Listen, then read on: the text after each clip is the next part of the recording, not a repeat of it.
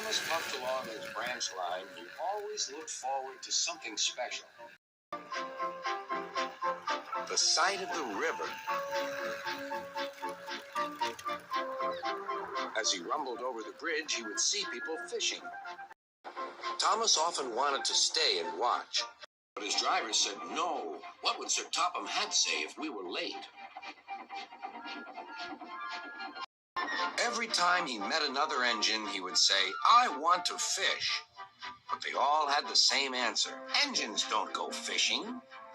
Silly stick in the muds, thought Thomas. He stopped as usual to take in water at the station by the river. Out of order. Bother, said Thomas. I'm thirsty. Never mind, said his driver. We'll get some water from the river.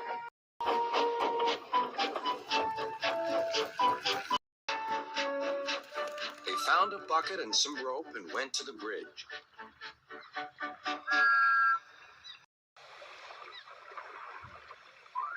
Then the driver let the bucket down to the water.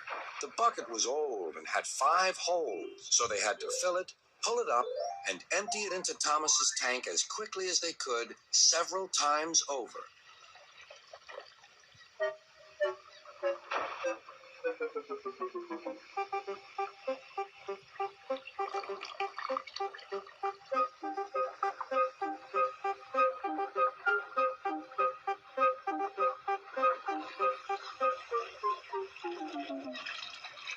They finished at last.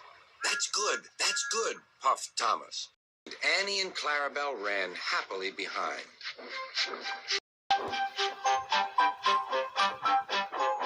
Suddenly, Thomas began to feel a pain in his boiler. Steam began to hiss from his safety valve in an alarming way.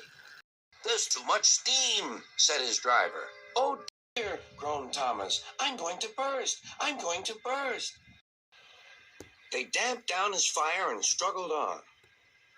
I've got such a pain. I've got such a pain, Thomas hissed.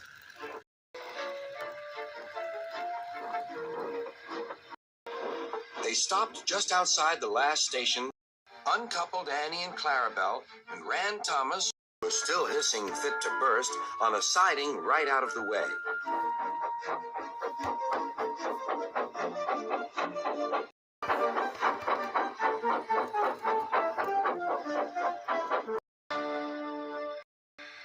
Then, while the conductor telephoned for an engine inspector, the driver found notices in large letters which he hung on Thomas in front and behind.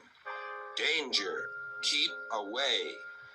Soon the inspector and Sir Topham Hatt arrived. Cheer up, Thomas, they said. We'll soon put you right. The driver told them what had happened.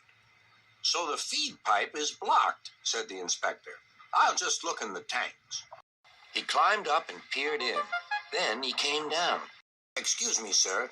Please look in the tank and tell me what you see. Certainly, Inspector, replied Sir Topham Hatt. He clambered up, looked in, and nearly fell off in surprise. Inspector, he whispered, can you see fish?